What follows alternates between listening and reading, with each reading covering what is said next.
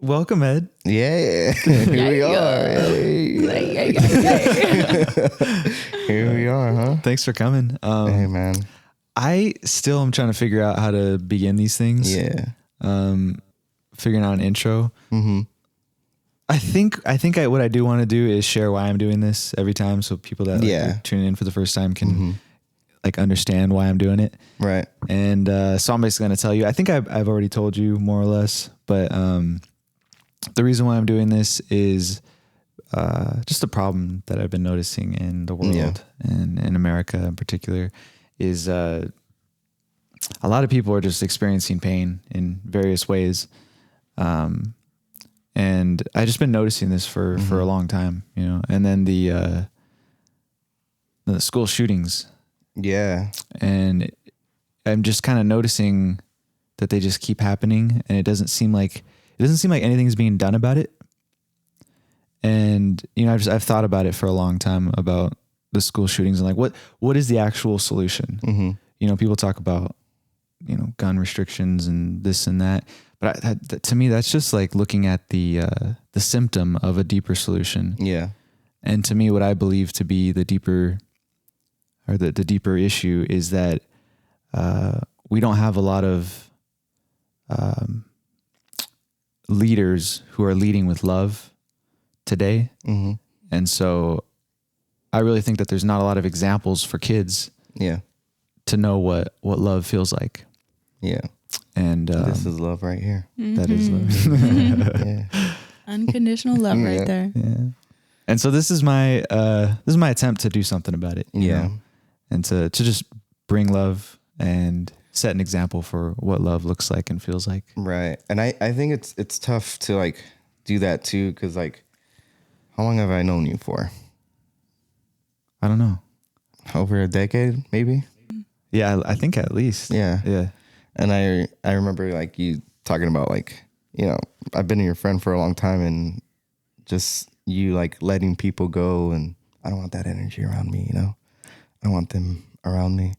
And then like me waking up and like, man, I feel like shit, or like I'm depressed and everything. And I was like, I don't want to tell this because he's going to let me go too. Oh, did I say that? That's interesting. You didn't say me, you know, but just like people's energy that you don't want around. Like,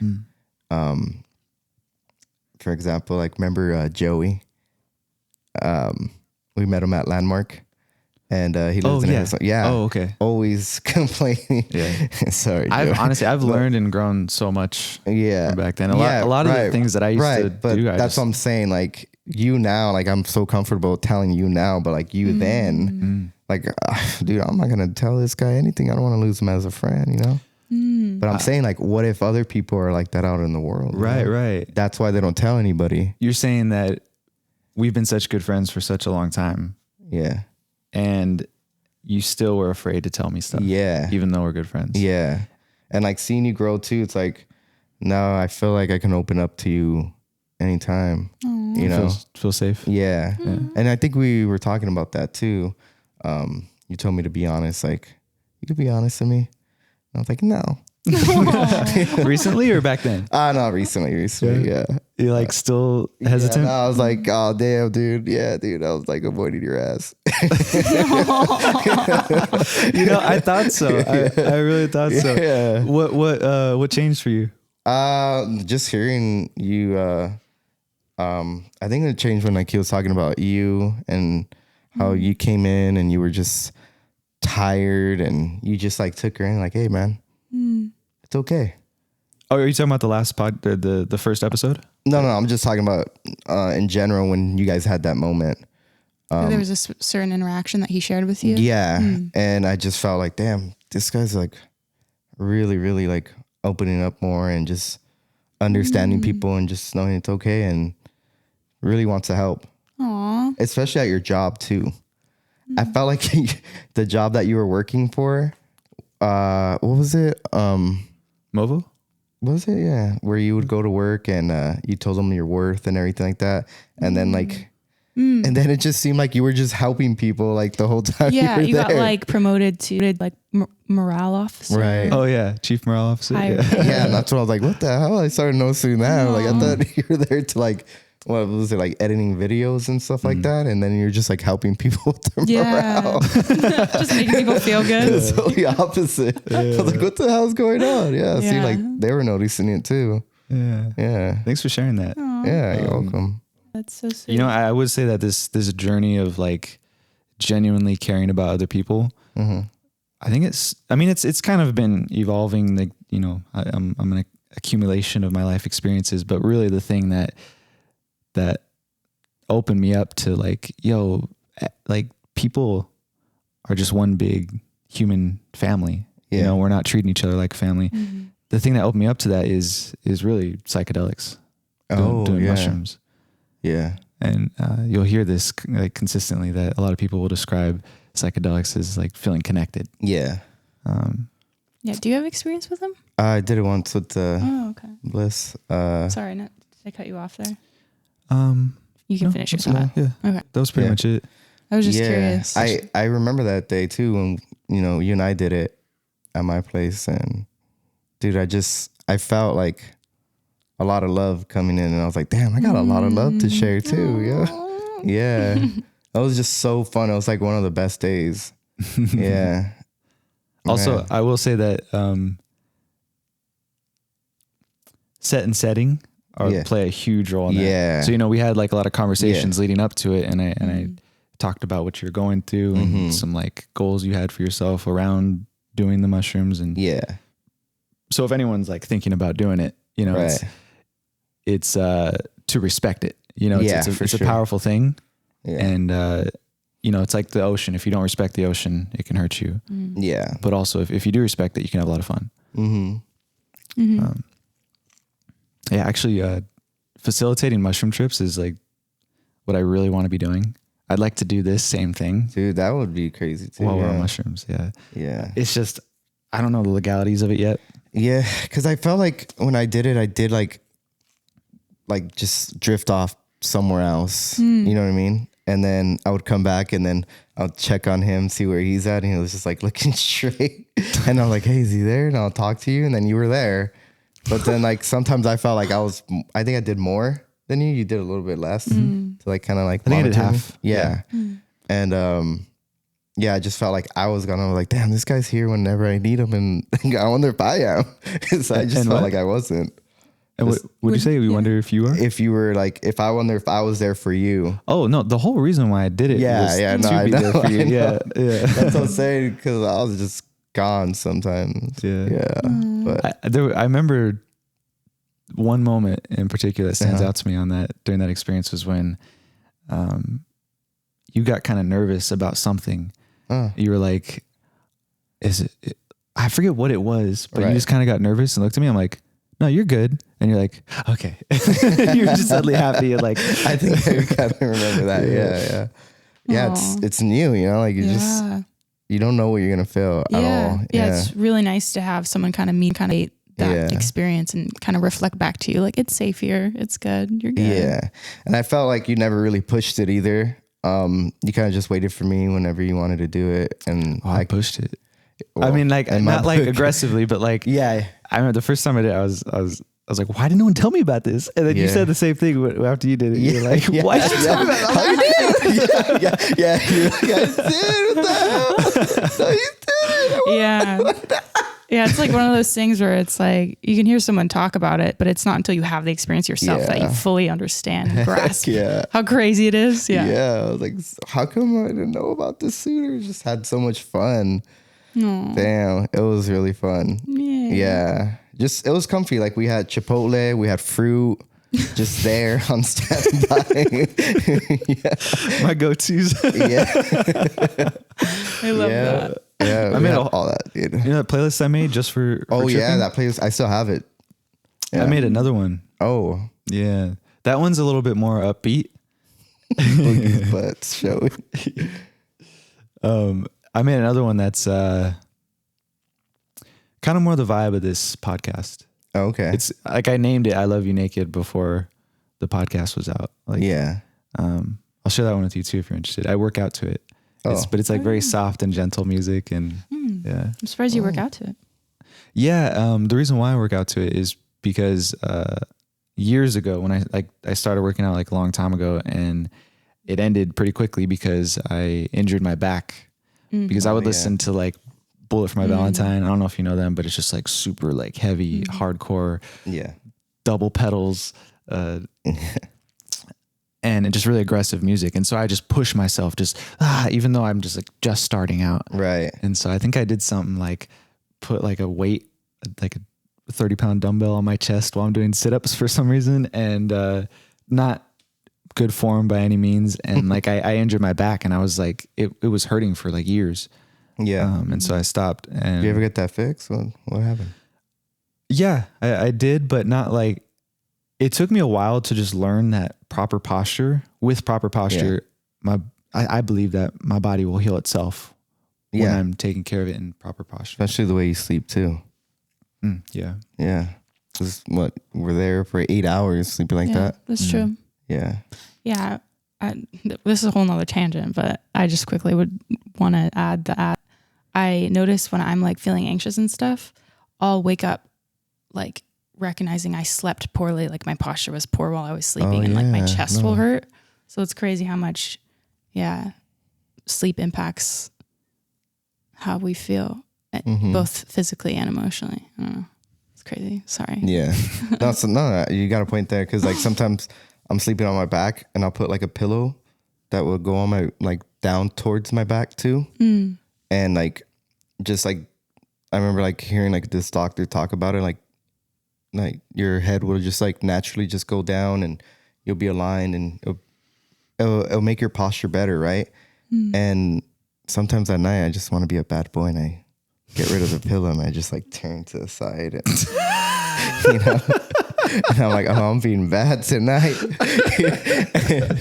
I want to feel different tomorrow. I don't know why. I'm gonna be a bad boy. Be punished. Yeah. Or like, I know I shouldn't be sleeping on my face because like you're just like, you know, you sleep up and wake up with all these wrinkles and shit. And I'll do it. And I'm just like, dude, I want to like be waking up drooling. Because sometimes that's the best sleep too. You know what I mean? Yeah. It is.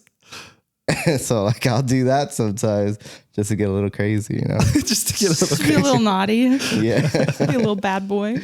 Yeah. I wanted to finish. So I was sharing about the music and like how I injured myself. And the reason why I listen to the calm music now is to, you know, the vibe of the playlist is I Love You Naked. So I love you as you are. Yeah. And so it's, I listen to it while working out just to like check in with my body. Like, what does my body need? Can I push myself right now, or do I need to take it easy? You know, so that way it's more of like a healthy relationship with my body. Yeah. Like actually taking care of it instead of just like pushing it past what it's, you know, currently capable of. Yeah, no. It's I think that's really important. And I think a lot of people miss that when they're working out. They push too hard and then they can't even come back the rest of the week. And they always say, oh, well, that's only the beginning. Well, what if you actually do really hurt yourself, you know? Yeah. Yeah, I definitely have done that. Like Yeah. I just like would push myself so hard thinking that was what's best for me. And then I would be out and I couldn't do it for the rest of the week. Yeah. We got to go in there like marathon runners, you know what I mean? Like lifting weights too. Just, we'd rather just be able to keep going in, you know, rather than just getting hurt and not going in at all. And then just like be at the same, in the beginning again, like, damn. Yeah. Here I go again. It's so hard to get started again. Yeah. Resting is so important too. Yeah. Just like taking the day to just like value your body where it's at, needing rest. Yeah. And I've seen you've been stretching a lot lately, yoga and everything. And I look at those moves, I'm like, damn, dude, I can't do that. But I was like, you know what? I can. I just got to start doing it. You want to start stretching and getting flexible? Yeah, hell yeah. Yeah, you could totally do it. I feel so much better when I wake up and stretch. But I've like never did that all of my life. Yeah, it's a game changer. Yeah. It's like we really do hold tension in our bodies and we release it. It feels so good. Yeah. Yeah. Yeah. I'm going to get better at that. Yeah. Do you stretch? Sometimes when I'm working out, I hear that, you know, to like stretch the fibers. Do you yoga? I wish. I've done it here and there, but yeah, usually no. I was like, do you want to come now? Like a month later, I'm like, do you want to try yoga now? Yeah. Go sometimes with me I'll now? go. I'll go sometimes. You've gone? Yeah. Yeah. I've done yoga. Yeah, once, right? Once, no, multiple times. Really? Yeah, Oh. with you. Oh, I forgot. I thought it was only once. Damn, you were so zenned out. You forgot about him. I forgot he was there. That's how I used it to is. do P90X, and they had the yoga day. Yeah. And I would I do did that. Is it hot yoga? I do hot. Yeah, Okay. I like it. Yeah, that's intense. How hot does it get in there? I'm not entirely sure. It's like 98 plus humidity. Yeah. Something like that. Oh yeah, all those people Yeah. sweating up. It feels really good. Like Yeah. it helps you with the flexibility too. Yeah, So I bet. yeah. How's the ice bath? Oh my gosh. Ice I want baths, to do that definitely more uncomfortable than Yeah. stretching, for sure. but it's so rewarding like afterwards. How do you feel? Do you do it first or do you do it after? Ice, like with stretching and stuff? Just Or- the ice bath in general. Like, do you do it after your workout or do you do it before? I've done them after my workouts. I don't know if there's a way to do it, Yeah. but that's just what I've done. But yeah, I always like have so much resistance right before I get into it. I'm like, I don't want to do it. I don't want to do it. My brain's Yeah. like, just do it. And then you get in and literally it's just a practice of focusing the breath to like find calmness within so that you Yeah. can stay in. And then you get in the point where it's just easy. So it's like crazy to get in where it's like so painful and so uncomfortable. And then you just like trust that it'll get more comfortable. Yeah. And it eventually does. And then you just like feel like an adrenaline rush. You're like, whoa, this is crazy. I'm so powerful. You know? Yeah. It's cool. I do it sometimes too in my shower. I just turn into cold and just like, oh shit. You gotta just stay in. Yeah. Breathe. Yeah. Yeah. That's how I like to end my showers. I turn it really cold and then I feel like it wakes me up. Yeah, that's cool. It's basically the Yeah. same thing. Yeah. Yeah. Same practice. Yeah. Two things. I wanted to share and ask, request of you guys and myself Yeah. to share from the perspective of I. Like instead of saying, you know, when you do this and you do that and you do, you say, so I did this and I did that. I think it just helps to just kind of like focus on ourselves and like what we can do. And then also, I believe that people can relate easier Yeah. when you're sharing your personal experience.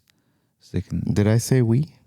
Yeah. Was Oh, I? we's cool too. I like we as well. Okay. You know, if it includes you. Yeah. Yeah. Was I doing you? You were a little bit. And the thing is, I think we're all gonna, like, I still do it. I keep asking people to say I, but even I'll say you sometimes. And Yeah. so like I think that's just like the way you grow up and you try to like relate to people. You'll say that so they can like, oh yeah, I do that too. Yeah. Just like fit in, you know? yeah. Yeah. It's the language we're used to. Yeah. The other thing is we kind of like started going on, you know, Yeah. but I wanted to ask you to like kind of introduce yourself, or like, how do we know each other? Yeah. What are you up to in the world? Like, Yeah. who's Edward? So how we met, I was buying a motorcycle on eBay, and I think it was eBay. What's Craigslist?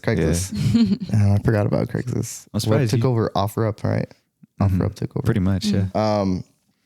Yeah. See, I already forgot where I met you. Craigslist. There it is again. And We met on I was gonna say eBay again. Yeah. Which page on Craigslist? Right. And I remember him being cool with me because I didn't have the money like right then and then. I told him like I can get it like in a week. And I remember just like begging him, Mom, please. Just like, I'm gonna get this money. It just hasn't came yet. You know, like I haven't got paid. Like I got paid every 2 weeks. And I really wanted that bike. And I remember he had a picture with like your dog in the back of your bike. What was her name again? Heidi. Yeah, Heidi. Yeah. And so I was like, damn, I really want this bike. Because the dog, she sold it. Yeah, she definitely sold it. I just like the color. It was black and red. Yeah. And then he ended up like delivering it too. I was like, damn, like when do you get that? Yeah. That's right. Why did I deliver I it? don't know. Yeah, you never get that, right? You always have to go and get it, you know? I usually never do that. Yeah, no. I mean, I've never done that. You just knew it was going to be something special. No, I didn't. No, you didn't. No, when I first met him, I went to his house. He's like, come in. And I was like, oh, I figured we just do this out here. I'm like, okay, fine, I'll go inside. Yeah, we sat on the table and everything. I made him sit on the table. Bro kept talking to me. Wouldn't shut up. I'm like, what is this guy? Like, is he gay? Is he into me? Like, oh, you delivered it to me. And not only that, it's funny that you say that, like, oh, he keeps talking to me and everything. He was so open to me, like, during like messages, like, hey, and if like you need lessons and you need this and that, like, I got your back. So like, I really told like, okay, I'm gonna fucking ask you everything then. oh yeah. So you did reach out. Yeah. So I like, even that day I kept talking and everything, you know, because he seemed open. Yeah. But then when he told me like, hey, this guy would not shut up, like, well, damn. You were a fake open guy. Yeah. No, I was afraid of people. I've been afraid of people my whole life. Honestly. No, yeah. Knowing you for a long time, Yeah. I feel like you've always protected your energy. Always. Sure. And I was very judgmental. Oh. You know, like, yeah, I would say I'm protecting my energy, but like, that's almost like a cover up for just that I'm scared. Oh, yeah. You know, I'm scared of, I don't even know exactly what, but like, I'm judging people. And like, I used to only like allow people in if I thought that they were deserving of my time. Yeah. And then I wouldn't let anyone in.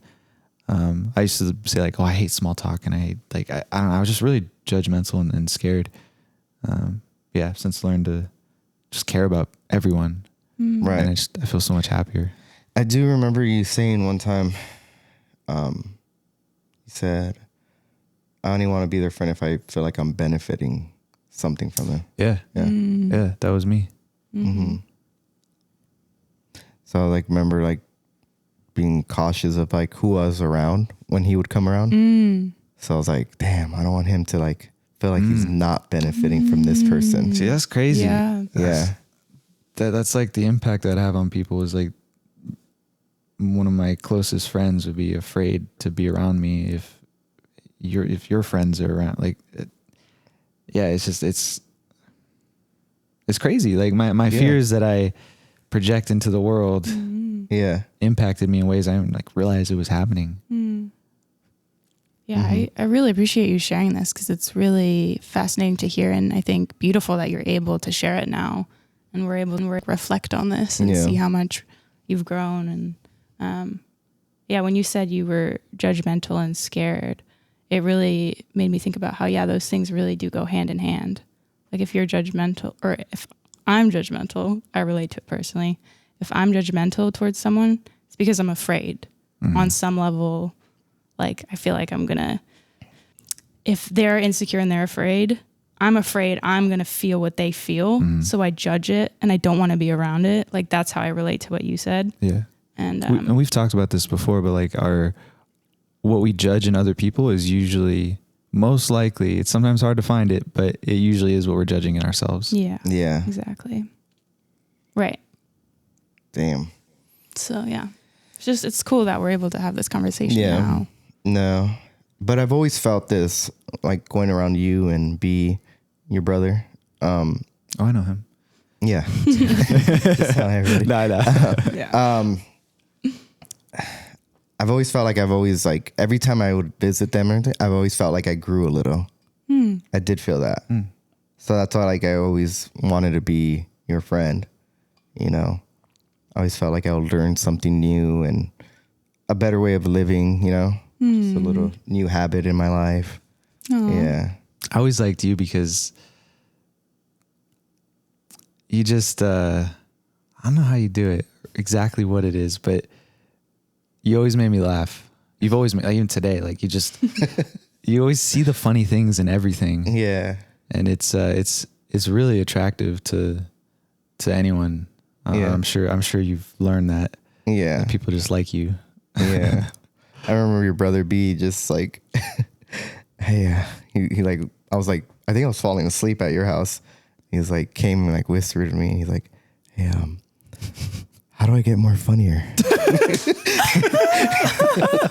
And I just woke up like, say that. The way you say things, that's so funny. Your delivery is always so good. How do I get more funnier? Yeah. I was like, damn, dude. Yeah. And I guess like he realized like some girl that he liked was like giving more attention to me, and he just wanted that attention from her, so he wanted to be more funny. Yeah, but I think he's a really funny guy. He makes me laugh. So, what about you? Does he make you laugh? I don't know. Does he? I'm sure he does. Yeah. Because I feel like my older brother, like a lot of people find him really, really funny. And sometimes I'm like, man, I just want to punch this guy.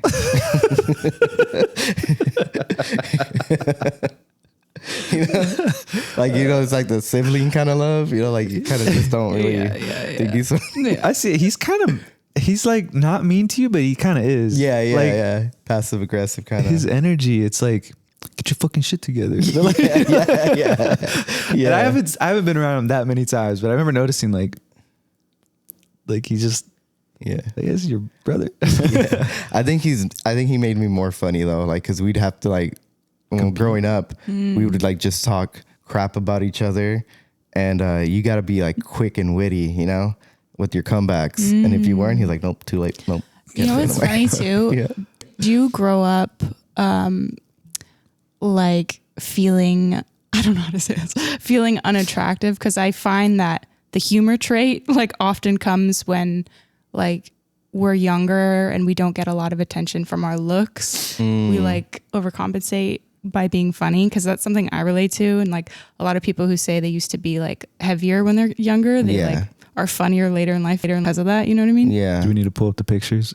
Yeah, no, I was chunky. I was, but I don't think I ever thought that way. Yeah. Wait, I thought you've told me that. Not what? That you were kind of like insecure about the way you looked. Yeah, definitely was. But I don't think I thought like I had to be funny to get attention. Oh, yeah, right. But it's not like a conscious thing. It just kind of happens. Maybe. Yeah, I think so. It's an interesting thing. That's like that's something that I've been paying for sure. attention to. Yeah, maybe it was just subconsciously. I just did it. Yeah. So yeah, no, I was really chunky growing up, and I definitely thought my brother was cooler than me growing up. Yeah. Dressed better than me and everything. I just like, man, how does he get these ideas? And sometimes I'd like take his shirt, you know, his shoes, and like go out, you know, and then like try to sneak home and put him back. Yeah, man. Oh man. Yeah. So without him noticing him, try to remember how I took him and everything, how the shoe was all crooked. Exactly. We put him back exactly. Like, no, you got him. Like he's got to pay attention to that. Yeah. That's crazy. I can relate to that, but on the other end, right? Because you're the older. Right. I'm older, so like my two younger brothers, they would copy me in different ways, and I remember like I'm like trying to figure out who I am in the world and what I'm into, what I like, and they would just like my stuff, and I remember like kind of resenting them for that and basically being mean to them. Really? Yeah. Like just kind of everything. I was mean to them. And I think it's part of like why I pushed people away so much in my life in general. Cause like I was try to be unique, try to be myself, and like I didn't want to seem like someone else the sad part is too, I think I ended up making them feel insecure as well, because, you know, I'm sure they just looked up to me. Yeah. I remember I had some different music, like The Killers on the PlayStation 2. Somehow I got it on there. I don't know. It was weird. That was my first CD I ever bought, The Killers. Hot Fuzz, I think it was called, the album. Yeah. And then Kevin, he took my music and put it on his own thing or whatever. And instead of me being like, oh yeah, cool. That's cool. He likes the same thing. Yeah. I got upset. Yeah. Like I was like, yo, this is my thing, you know? Yeah. My older brother was like that too. He was like, we had a video game. Sorry to interrupt, but we had a video game, like whatever video game. And he'd pick a character. And he's like, no, you can't pick my character. So like, dude, I would even tell my cousin, no, you can't pick that character. Javi? Yeah, like I'll tell my cousin Javi and all my cousins will come over. No, don't pick that character.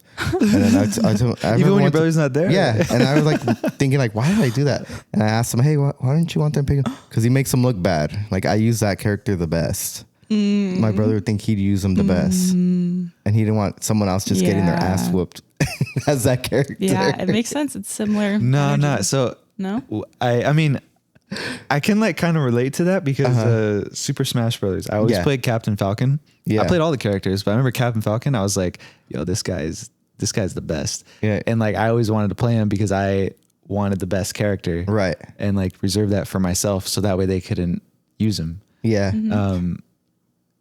But I might have said something like that, like, oh, you don't know how to play him, so you're going to make it look better. Yeah. Instead of just owning that, like I was trying to keep it to myself. Yeah. Dude, I was pretty selfish growing up. Yeah, I mean. Do you think it's like an older brother kind of thing? I'll be honest. I love my mother. And I think I learned it from her. Really? Yeah. What did she do? She was like, she pretty much raised me because don't use that milk for your cereal because it's my favorite milk. Well, I'll tell you, but because my dad wasn't around a whole lot, he was just working so much. Like it is a lot of overtime plus driving like an hour to and from. So I just saw him when he was like sleeping on the couch. But I remember my mom, she would just always kind of like sneak a candy of some sort and like hide it and keep it to ourselves. And like, we would all want some, like, oh, can I have some? And she's like, no, this is mine. Go away. Like she would literally say that, go away. This is mine. And every once in a while she's like, okay, here, you can have one. And like, give me like one of her Boston baked beans or something. And I just kind of learned that that's how life works. Oh, we would have friends come over and, you know, I'd offer them food. So you're like saying like you didn't really grow up like wealthy or something? So that's what she would say. Oh, okay. She would say like, what do you think I'm here to feed the whole community or feed all the kids or something like that? And so I just kind of learned, people take care of themselves and I take care of myself. And that's just like what I thought was the way things work, you know? And I think it was probably just her fear around money, which was probably just my dad's fear around money. And yeah, so I learned that same fear. Yeah. Yeah, which makes sense. It happens. And like, I don't blame them. You know, I absolutely believe that my parents did the absolute best that they could with the resources they had and the information they knew. And yeah, I've had a similar experience with food. They would not let us waste anything. You couldn't get off the table until you finished everything. You know, I had my grandpa there, and he's like, even if you talked, he'd get mad. He only spoke Spanish.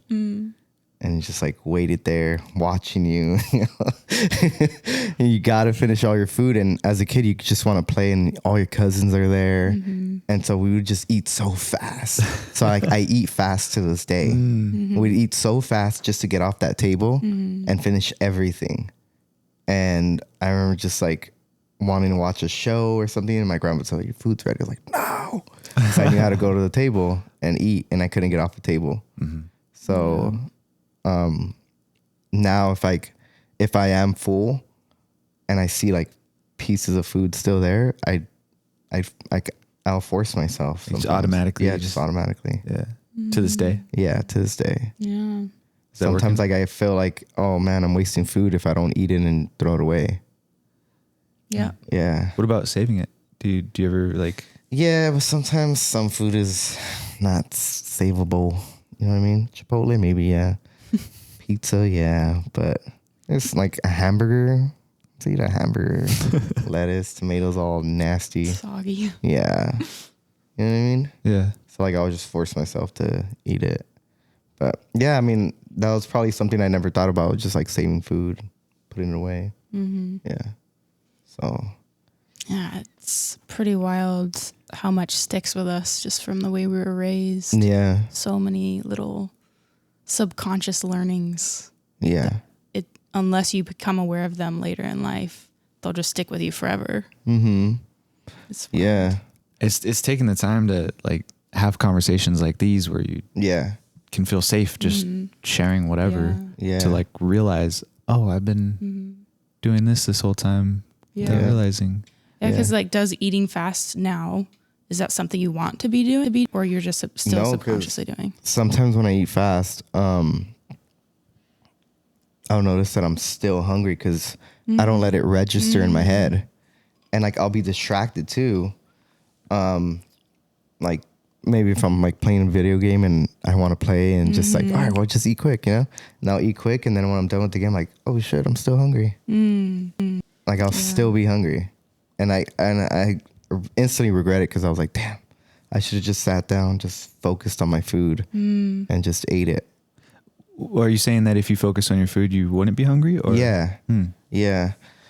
Yeah, I get that. Yeah. Because you got to register it, you got to taste it, you got to, you know? And I just didn't any of that. I just scarfed it down. Like subconscious eating? Yeah. Yeah. Yeah. That's definitely. kind of how it was for me when I struggled with binge eating disorder. It was like I would just distract myself from the actual act of it so I could eat more. Because it gave me more dopamine the more I ate, in a sense. Yeah. Like that's what my brain convinced me was happening. Right. So it was like, yeah, I just could eat so much because I wasn't actually feeling into my body, and body much was in my body. And it's crazy. Yeah. You know how they say that, like a lot of people will agree that like weed will make food taste better. I don't think weed makes food taste better. I think we're just present to what we're eating. I think food always tastes exactly how it tastes. It's just when you're high, you're just like really just thinking about it. And feeling it. Yeah. Mm-hmm. And you could do that when you're not high. Yeah.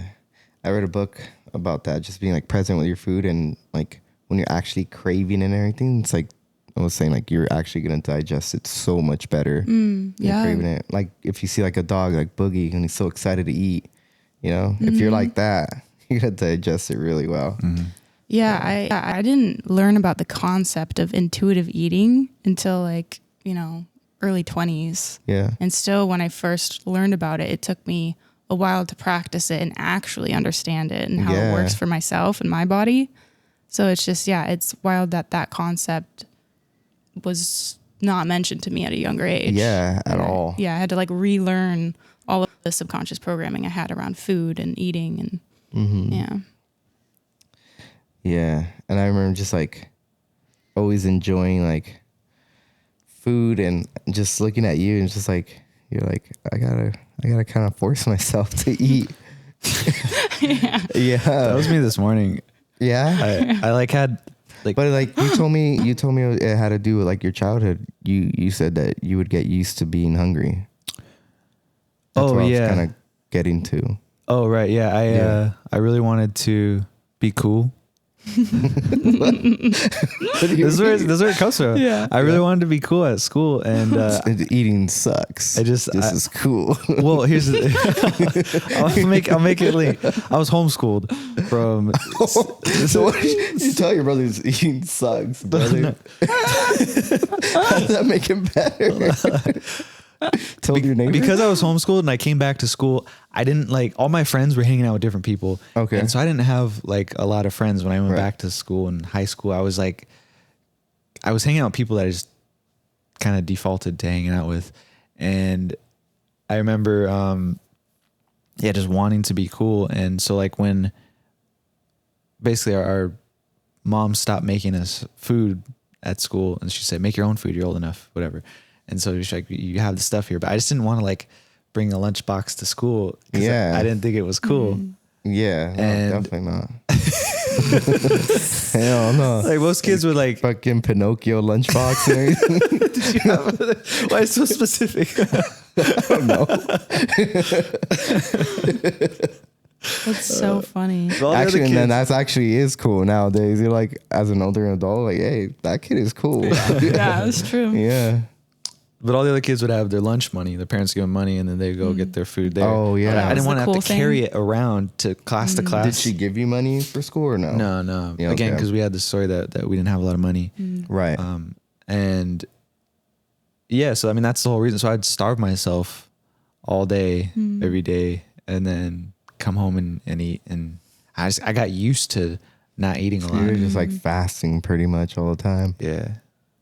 Yeah. It's so funny how like all of these stories are just like revolving around the idea that we want so badly to be seen and validated by the people around us that we will literally starve ourselves. Or Yeah. I would go home and binge eat in private so that I could look presentable and eat just a little bit of salad in public. Or like, like for me, like my mom wanted to give my brother's hand-me-down lunchbox. And I got so angry at her because I was going to get bullied for having my brother's old lunchbox. Was I it wanted the Pinocchio cute pink one. Was it a Pinocchio one?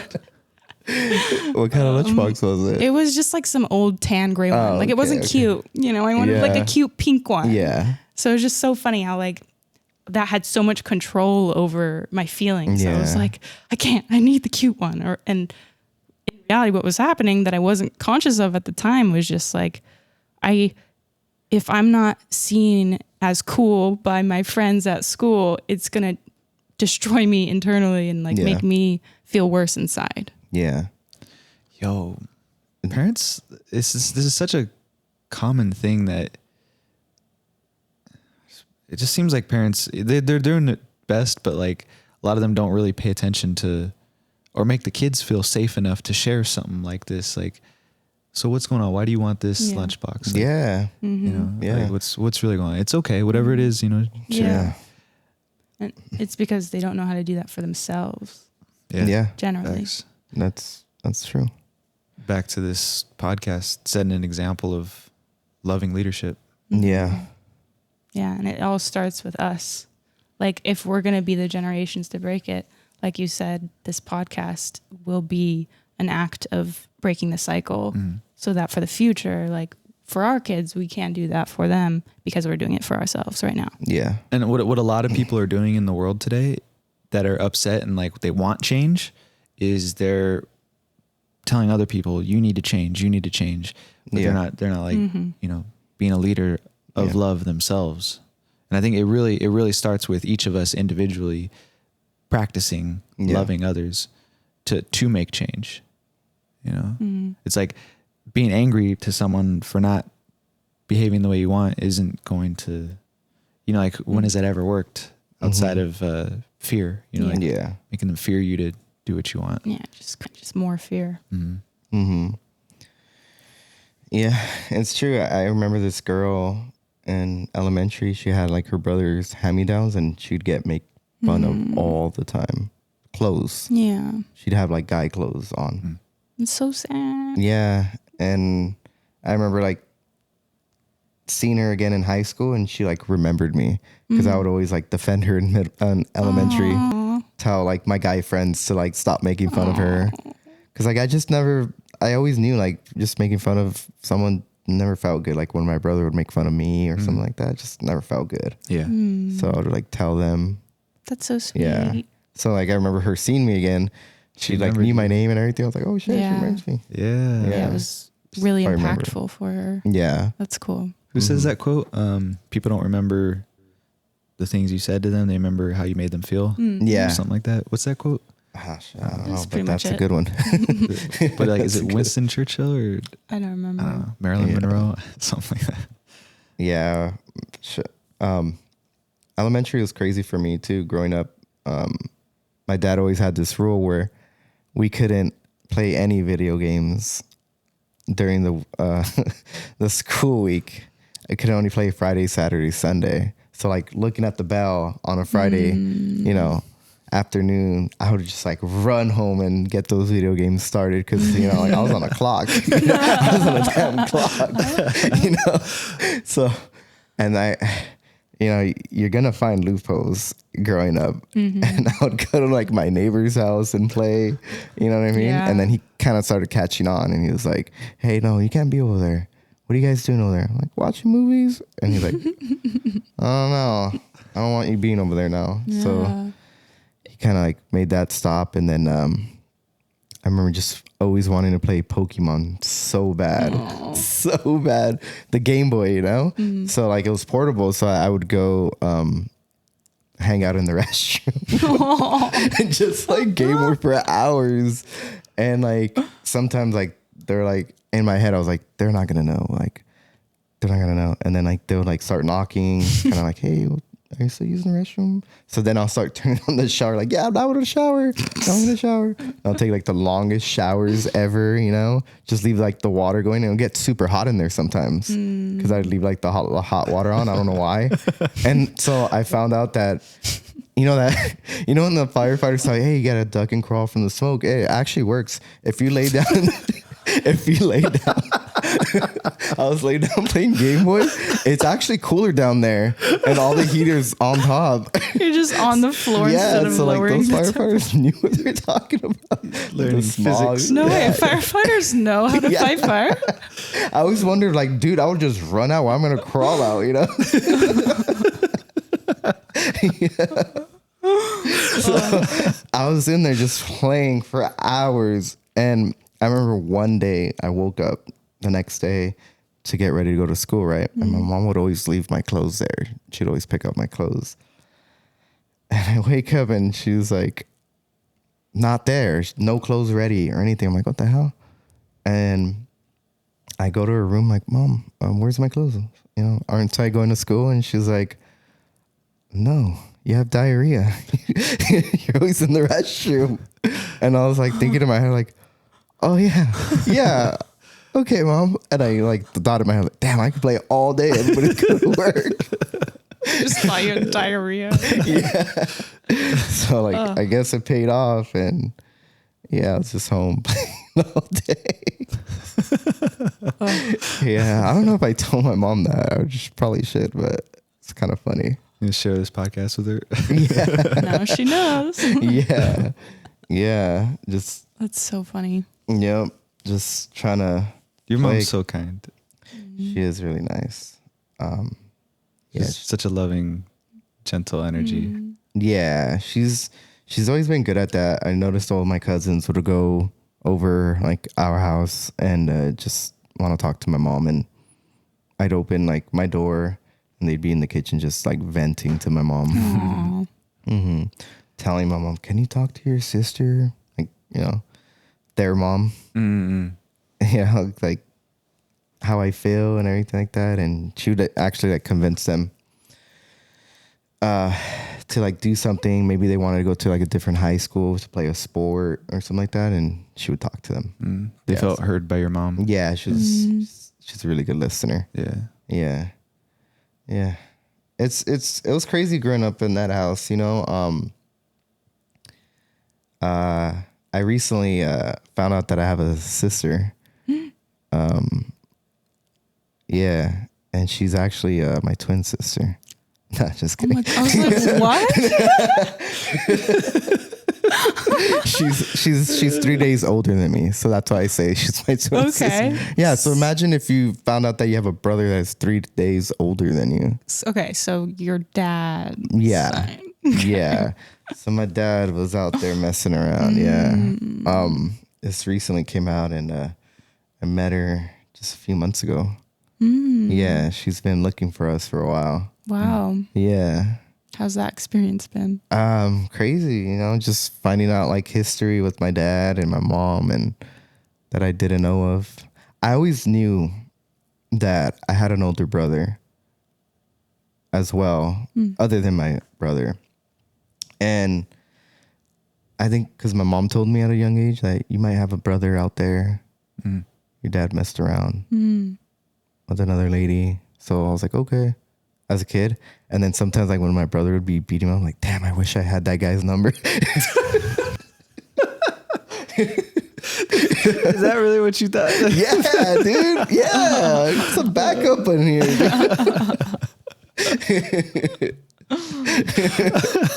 Shit, yeah, I did, dude. You know? No, but I think his name was like Paul de la Torre or something like that. I remember when like Facebook, was it? No, MySpace. MySpace came out. I remember like looking for him back then. Yeah. Did you find him? No. Have you since? No. I think I have an older sister that is not, a half sister as well. She told me that he didn't want to be found. Yeah. So kind of like just respected that. So I have an older half sister, then I have this older half brother that I've never met. Then I have my brother, and then I have my new sister, my twin, that just recently came around.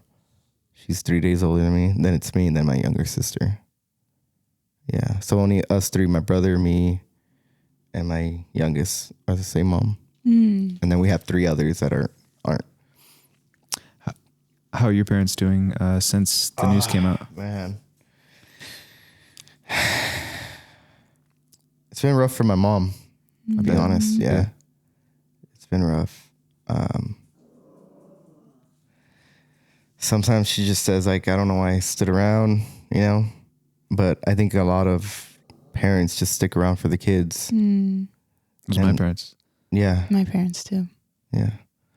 So she told me that. She did leave him twice, but he came back begging her, And lately she's just been taking it pretty rough. Yeah.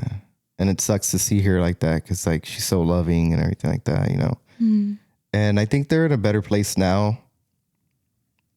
The way it feels like just talking to my mom, I think they're better now that everything's out. But I feel like she doesn't see my dad the same. So they're still together. They're still together, yeah. Yeah. What did your dad say about it all? Does he have any just says he messed up a lot. He messed up a lot and he doesn't know why he did that and just always looking out for himself, I guess. So she found out about his unfaithfulness once before, years ago. Right? Yeah. Yeah. And so I'm sure he had an opportunity to tell her about the other time as well, which I'm sure he was aware of. Right. She said she always felt like she knew though. Yeah. I felt it. Yeah. Women always know. Women are powerful. They know everything. Yeah, they are. So yeah, I mean, they're working it out, hopefully they can, anything's possible. Do you think they might not? Yeah, they might not. And that's okay too. And I told her that if she's not okay with it, that's okay. And I think he knows too. He was okay with it too. If she doesn't want to, then he'll figure it out. But I just told him that I just want you guys happy. Whatever decision, it's okay. So relationship with my new sister, yeah, she's cool. She's a home designer. So if you guys need any tips, Interior designer? Yeah, interior design. Yeah. That's what she does for a living. Just I've seen her a couple restroom remodels and stuff like that. Yeah. Yeah. How, you just shared how it impacted your mom and your dad. How did this impact you at all, if at all? Yeah. I think it just, I don't know, it made me think about myself. If we get our mental state from our parents as well, you know what I mean? Because I felt like the way my dad's actions were, I felt like I've been that way as well. Dishonest, cheating. I remember the first time I cheated, I just thought that I do it to get back at her because she cheated on me, And just finding out my dad did that. I wonder if we gained that from them. And I just recently seen a movie called 3 Identical Twins. I don't know if you guys have seen that yet. I've actually been wanting to. It's on my list. Yeah, it's really good. Cool. And the movie's about three guys that don't even know that they're brothers, you know, and they're put in different like house settings. Like one's rich, one's like a you know poor, and the other one's like, you know, average kind of living. And Is this based on a true? yeah, yeah. So they want to know, no matter like where your setting's at, if you're still gonna have that mentality as your parents. Yeah. Yeah. You know, and yeah, I mean, I kind of don't want to ruin the movie, but it seems kind of true, I guess. I mean, it's just studies, you know, we don't know. What age were they split? They're trying to see if you do get your mindset from your parents, you know, and some studies say yes, some studies say no. And I feel like sometimes I feel like I get that from my dad, you know, just feeling that kind of way. And just talking to like my my oldest sister, my half sister as well. She kind of like even made a joke. She's like, oh, now you know where we get our sluttiness from, you know, like from our dad, because we all have the same dad. And yeah, I thought about it and I'm like, damn, my siblings, like, you know, like some are married now, but they kind of gave like their partner hell, you know, to be together, not being honest, you know. So it's tough, man. I feel like I think you'll grow for the right person, but also I think you'll grow for yourself too. If you want, you know, make yourself better. What do you mean? I just remember just like breaking down, asking myself like, why am I like this and everything? And like, When you say breaking down, like just breaking down with like being dishonest. or what does that mean, breaking down? Breaking down, like just crying, not being able to move, being depressed. And like, why am I lying about myself? Why can't I just be honest, open? And I think I was just like always scared to just be honest. Because what if they don't like me? You know what I mean? Yeah. Mm-hmm. I remember acting a certain way for like a certain girl to like me. Mm-hmm. And now it's like, I don't care if they like me or not. It's better for me. Because they're going to find out who you are in the end. And honestly, like, I like the way I am. I'm just like funny and just always want to be loving. And I remember like I got called sensitive one time by a girl, you know? And well, if that's how I am, then oh well. So but it did affect me though when it happened. I remember like trying to act cooler, you know, riding my motorcycle even cooler, you know, just like, what's up, man? You know, in the street, you know. Yeah. I think I just needed to find myself, you know. And honestly, like talking about me, and you said, who am I? Right now what I'm doing is just truck driving. I enjoy it. I enjoy it because I get to listen to a lot of podcasts like this one, you know. I Love You Naked. And and it was a good time listening to this podcast. I was excited to go to work the next day because he told me, Bliss told me that it's out. Give it a listen. And it was on a Monday. I was off on a Monday. I start Tuesday. And I was excited, so I started it that same day. I got probably like 20 minutes in, and then I got the rest of it the next day. But I was so excited to go to work because once I'm driving, you're just driving, you know? And yeah, you got a lot of responsibilities behind you. But once you got that secure, you're free to just listen to whatever you want and pay attention to the road. So I was just listening to this, and man, it just made my day go so quick. And just like, I felt listening to that, listen to Finn, right? Be on here, just knowing that, damn, he feels like he's not doing anything when he's just binge watching, you know, just I felt normal, you know, because sometimes when I do that, just binge watch and everything like that, and I'm not working on myself, because sometimes like we just see on social media like self-care, do this for yourself, do that, working out and everything, but sometimes like I'm not doing all that all the time. Yeah. I'm just chilling right here, you know? And so then I started like feeling a certain way about myself, like, man, why aren't I doing that? But when I heard him doing that, saying that he just binge watches too, just made me feel a little bit more normal. Yeah. Aw, Yeah. I love that. So cute. Where's that guy at, man? Give him a hug. Yeah. It's pretty close.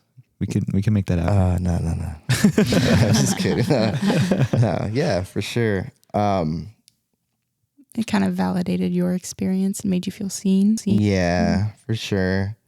And I think also too, like, I think growing is kind of tough, you know, like for me, like, I think growing for me, it's when I want to. I'm going to do it when I want to. And what's that saying about like the horse? You can only lead a horse to water, but you can't make him drink, right? Something like that. I think that's really true. Like if you really want someone to grow, you can't force them. They have to want to. And it's also with yourself too. When you're ready, you'll do it. But don't beat yourself up if you're not ready for it, I think. You know? Yeah. And sometimes I feel like with you, Bliss, like when you tell me, like, for example, like this podcast, I truly felt like I wasn't ready. And I was like, no, nah. But I just kept saying, yeah, I'll figure it out when I can come over. Yeah. I thought so. Yeah. I was asking you, like, Lynn, you know, like if you're not ready to come on, like yeah, I'll let you know. Yeah. Just giving like those kind of answers and stuff like that. And why are you deciding to tell me this now? Just feel comfortable. You know? Well, why do you feel comfortable? I think I just letting it all out right now, you know? Cool. And you saw the first episode and caught an idea of what Yeah, it's for like. sure. That too. Yeah. It set an example. Yeah, for sure. And I feel like I've always told you everything eventually. Eventually. So I need to come out eventually. Yeah. Yeah. I've always felt that way. But it's funny. You always told me that I like about siblings. You always thought that I was like an older brother, that I've had that energy of an older brother. Why do you think that of me? What do I carry? I did not remember saying that until because when you met my brother, you're like, oh, I thought I always thought you were older. Yeah. I think you always seem quite sure of yourself. Oh, okay. Yeah. Whether or not it was, because I wasn't very sure of myself. So I think when, you know, being a person who's not sure of himself and seeing someone who just seems more sure of themselves. Yeah. I was just like, oh, this guy's got it figured out, you know? Yeah. Whether or not you did, I didn't know. You just seemed, you projected that. Yeah. I definitely, meeting you, like you missed that emo stage of me. I had like that long hair. Did you have like white contacts or something? That was for a costume party, dude. That one picture is like, this is that one picture. It was Halloween. Yeah. Yeah. I had like white contacts on, but yeah, that having my hair like that, that was truly because I didn't like my face. Yeah. And like getting to hide half of it, like that's super cool to me back then, you know? Yeah. And when I cut my hair just to like reveal my whole face, I was like, oh fuck. You know, like I got a big forehead. You know, like, or something like that, you know? Instead of just like, hey, that's my face, you know? And now like I just can never see myself having long hair like that. Just now it's just truly hiding my face. Yeah. And I think a lot of kids did it too. It was like a phase for like a lot of kids back then. Yeah. Yeah, like emo is like the emotional kids and like hiding your face. Yeah. It's like kind of like a thing. Yeah. Yeah. Yeah. And I did that throughout high school and a little bit after high school too. Yeah.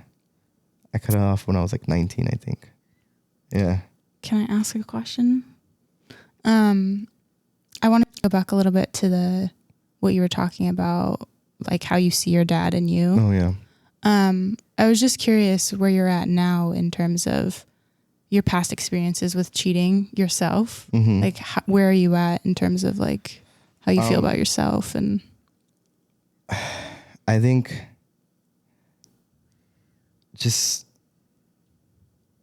I settle with somebody, and maybe I could just have like more to give. I'm not being honest with them of what I want in a relationship. And I think that's why like maybe I want an open relationship. You know what I mean? And if I want that, I need to go and voice it out and see if they're okay with that. You know, but I think I use that as an excuse. I think I need more of my wants, like communication. I need to be able to be sensitive with them, as in like be able to talk about my emotions. Cause like you said, like you feel like I have my stuff together, but like sometimes I like to lean on my girl a little bit, you know, you know? Yeah. And I hide that, and then I would go and like find it with another person. That is find what? Find what with another person? That I can talk to, if I can't do it with the person that I'm with. Talk to about just like the way I feel. Oh, do you often feel that way in the relationships that you've cheated? Like you can't talk to them? Yeah. So you go. Yeah. Like I'll find like the good in them, like where they're better at. And I think you can do it with anybody. You just got to be open. Like you just got to be vulnerable to tell them everything. And I think I would just hide it to not lose them, you know? So you have fears of vulnerability, and that if you share your vulnerabilities, you might lose that person. Yeah. And then like when I would cheat, I would tell them like the other stuff that I couldn't tell my current partner. Yeah. Yeah. So why do you think you're afraid of sharing your honest feelings and thoughts? I think it's just feeling like I'm not going to be accepted. You know, I'm just going to lose them. And like I said earlier, I'm okay with losing that person now. Then they weren't for me. It's okay.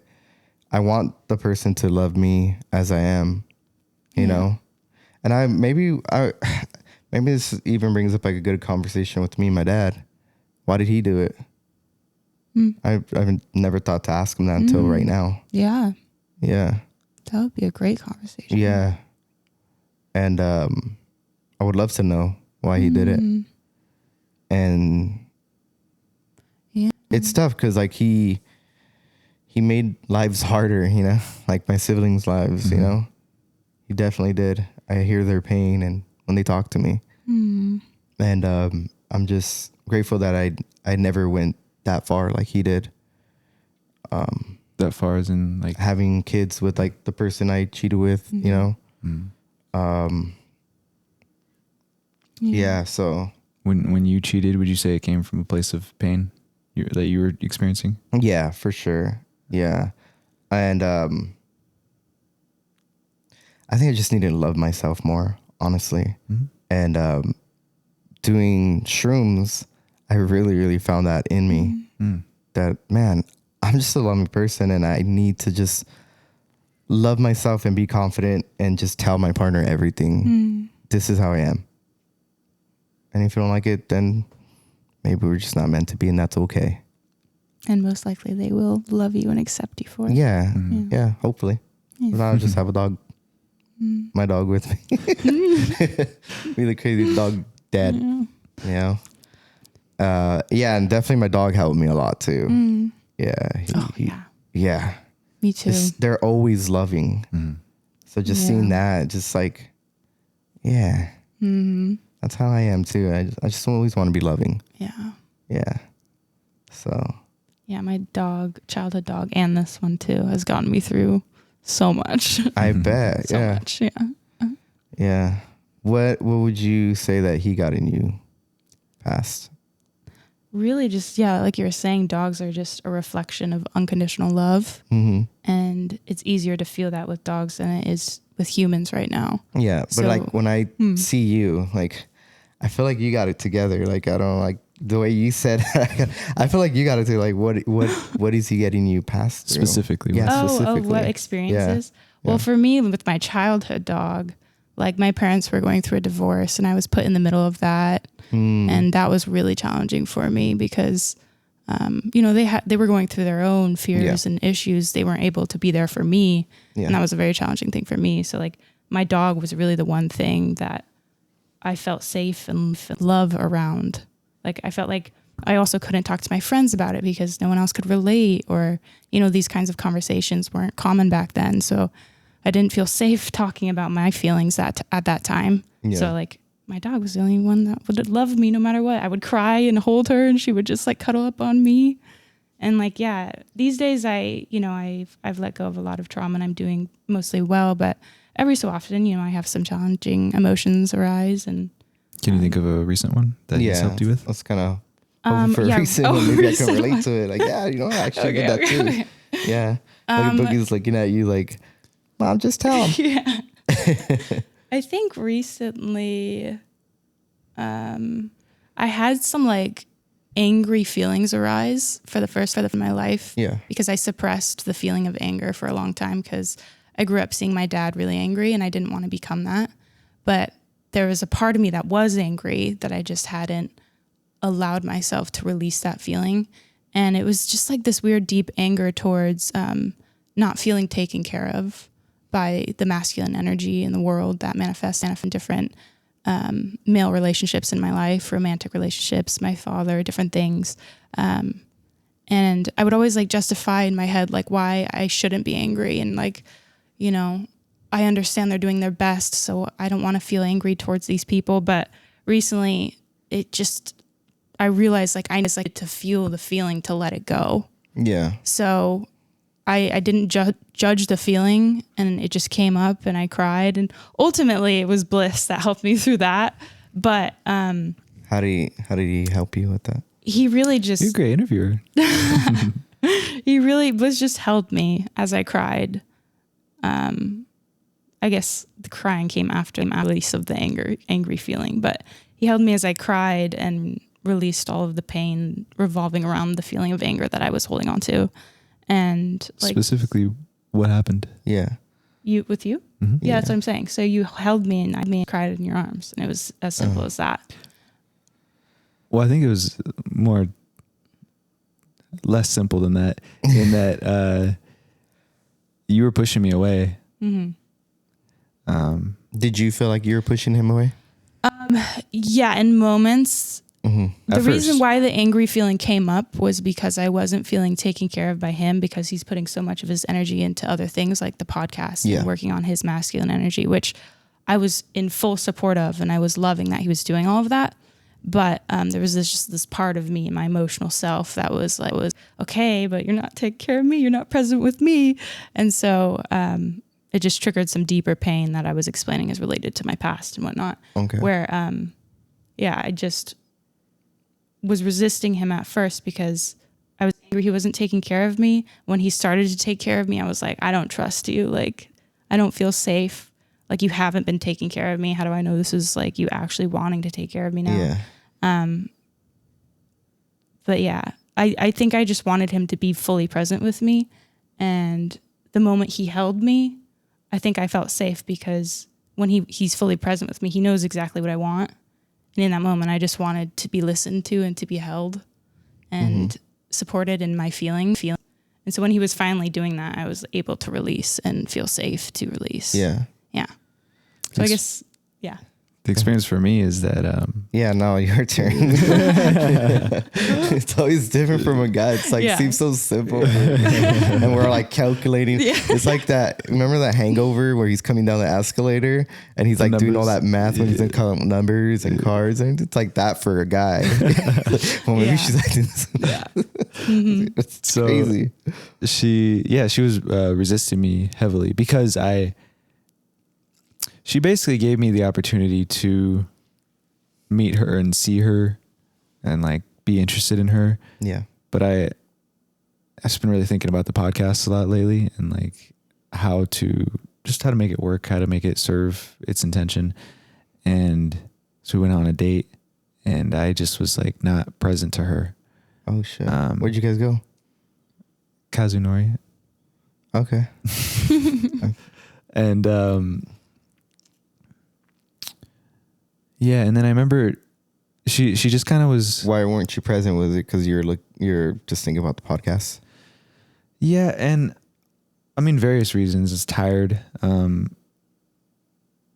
like she said, I've been practicing my masculine energy, and it was just like at the end of the day, I just felt like I had no more energy in me, and I just wanted to like relax. And I intuitively could feel that, and I gave them the chance to postpone date night, but he said he wanted to do date night, so I was like, okay.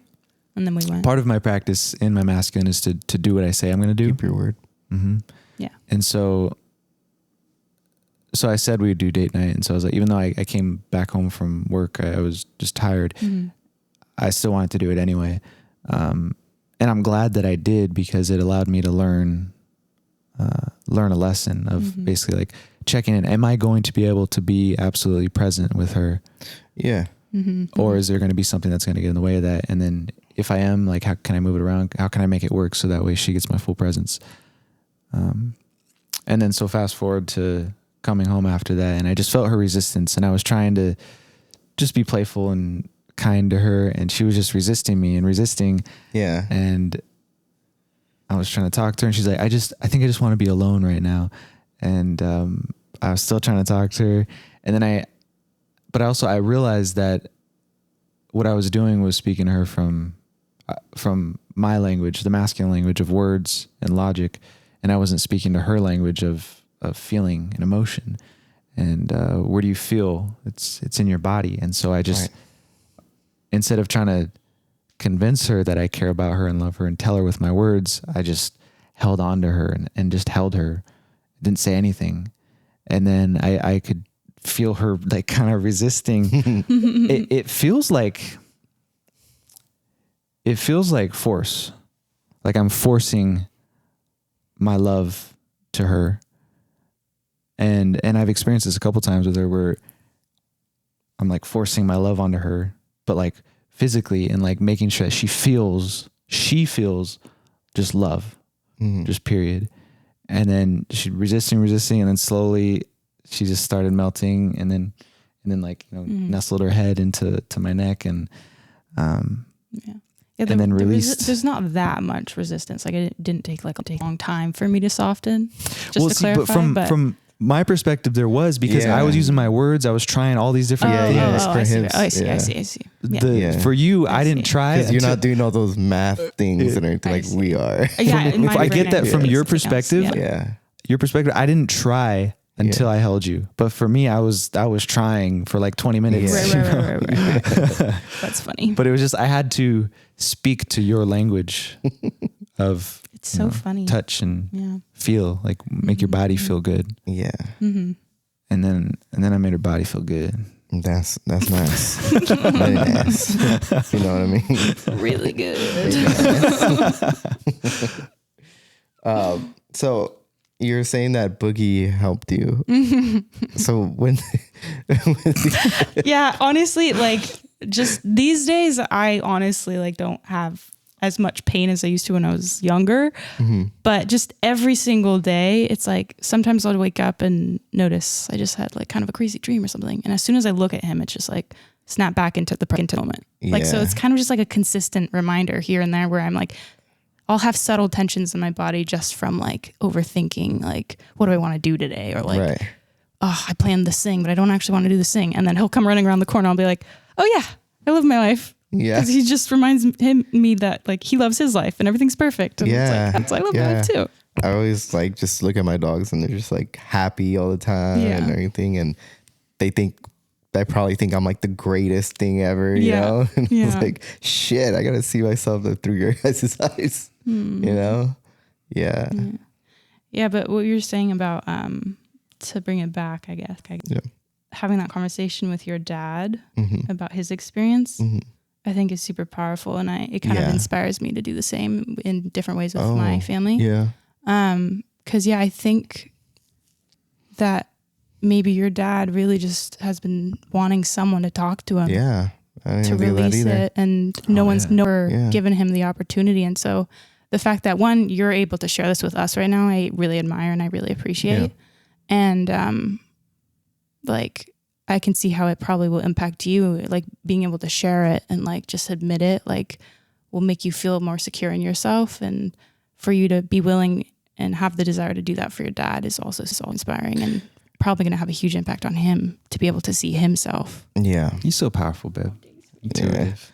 No, it's a good idea. I definitely want to do that. And I definitely get that from my mom, you know, just listening and maybe he just needs to be heard, you know?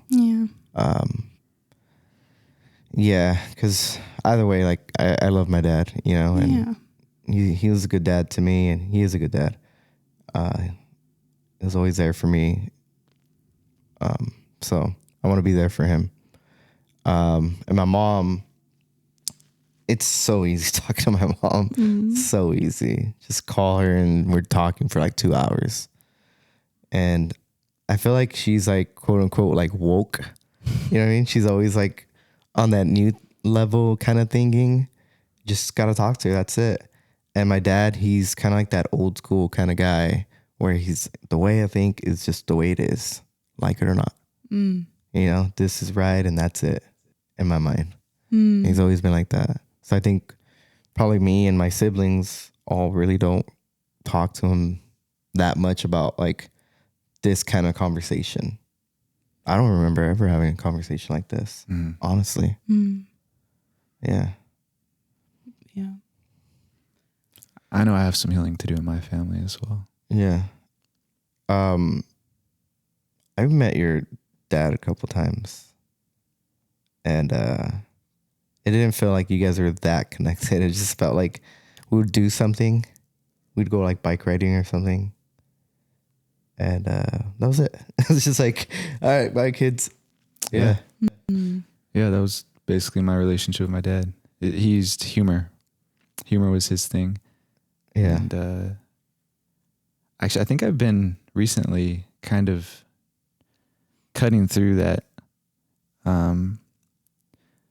Like he uses humor to distract from talking about his feelings. Is that what you're saying? And like even I'll like address something and I'll just kind of teach him some of the things that I've been learning. Like about how what a true leader is someone who leads with love, permeates love into the world. That's my definition for me.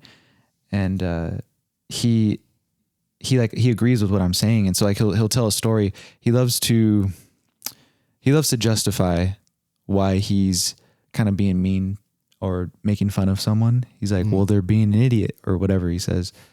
And and so what's cool is to like not judge him, but just like I know that he also believes in love. And you know, I said, well, Dad, was that a very loving thing to do to this person that he was talking about? And I'm actually grateful that he's able to like put his pride aside to be like, yeah, I guess it wasn't. And you know, thank you for sharing that perspective. Yeah. But I think I've always been afraid to talk to my dad like that because of the dynamic of like father son. And when I talk to him, like I literally feel like I'm being his dad. Yeah. Because he I've said this before too, that like in my journey of learning what it means to be a loving leader, I think most men learn how to become men from their fathers. Right. And my dad didn't really teach me that because he was just so busy, trying to make money. He's like, once I make money, then I'll be a good dad. And so like, I'm like having to learn this all myself. And so it feels weird to teach him, but I'm so grateful that he's open to receiving, because it just feels like the truth. I just feel like I'm constantly just speaking the truth from my heart with love. And I think it resonates with him. And so it's really cool to kind of like start that relationship with my dad. Yeah. You have something you want to say? I feel the same way. Like teaching my dad, like just when I found out about my niece sister, it's just like him telling me about it. It's just like felt like he needed somebody. And it's just like, I told him, just be honest with my mom, just talk to her, and, she wants space, give her space. It just felt weird though, cause I'm his son, telling my dad that. So like, I can definitely relate to what you're saying. Mm-hmm. Yeah. Mm-hmm. Yeah. Is he open to receiving? Yeah, I think so nowadays for sure. Yeah. Yeah. Especially when you bring love into Yeah. the conversation. It's like, it's just so easy to trust someone that when you can really feel that they just care about you. Yeah. Yeah. Just let him know that I love him. And honestly too, he actually been trying. I don't think I've mentioned this, but he ever since I found out that I have a new sister, he's been texting me every day. Good morning. Aww. Yeah. I've never gotten that from my dad. Never gotten a text from my dad. If it was like, hey, what time are you coming home? But since that's happened, he has not stopped texting me good morning. That's so sweet. I think he would absolutely love a conversation with you. Yeah. Yeah. I'm so excited now. Yeah. Yeah. So yeah, he is trying, and sometimes when I'd get a text, I feel pain. I would feel pain. On your end or his end? On my end.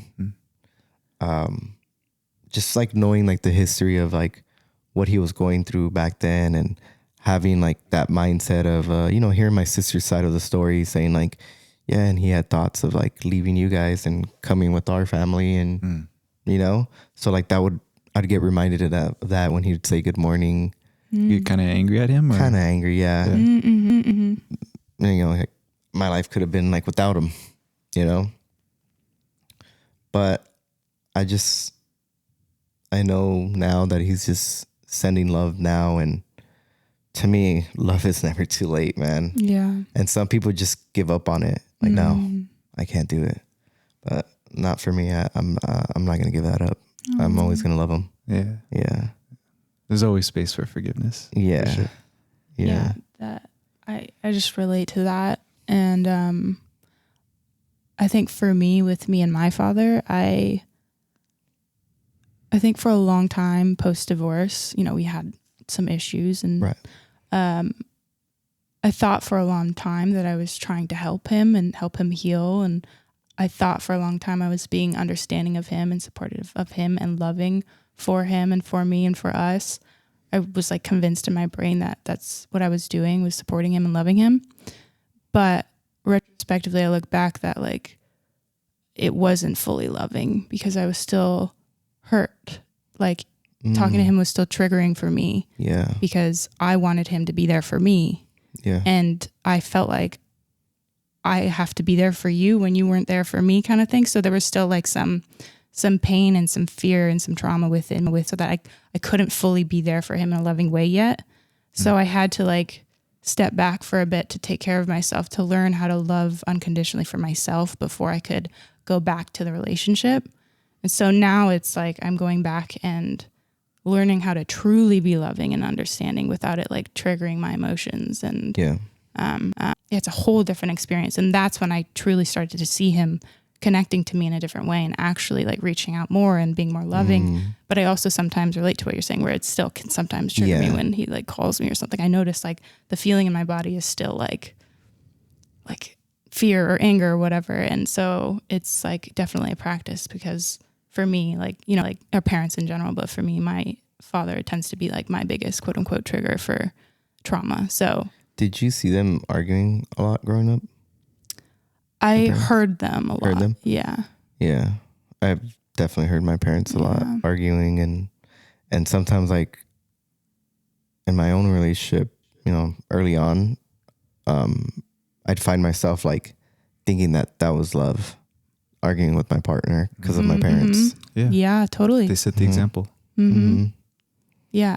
One of my I would like do it myself, start an argument. Yeah. Yeah, one of my first relationships with my ex-boyfriend was a complete mirror reflection of what my relationship with my dad was at the time, which was not healthy. Like kind of getting yelled at and no healthy communication whatsoever. Were you yelling at him or he was yelling at you? No, it was just me getting yelled at. You were yelling? No, them yelling at me. Oh, I was that's like, what I was used to growing up. Yeah. Was and getting you yelled probably at. thought that was love, right? I it's like subconsciously. I never really thought that was love. You're but right. Yeah. I think it was more so. It's just that's what I thought I deserved more than anything else. Like I don't think I thought it was love. I thought like this is what I'm used to, and this is what all that I think I deserve. So that's what I attracted in a romantic partnership. And at the end of that, I was just like, oh my God, I'm realizing now like I don't love myself, and I don't know what a healthy relationship looks like at all. Yeah. And if I go down this path, I keep going down this path, I'm just going to keep attracting this into my life. So I need to like, that's when I first started to learn how to like take care of myself. And then once I am learning to do that, now I can bring that back to like the people who have hurt me in the past, if I so choose to, like my what hurt me as in not consciously hurt me. Yeah. You know what I mean? Yeah. Yeah.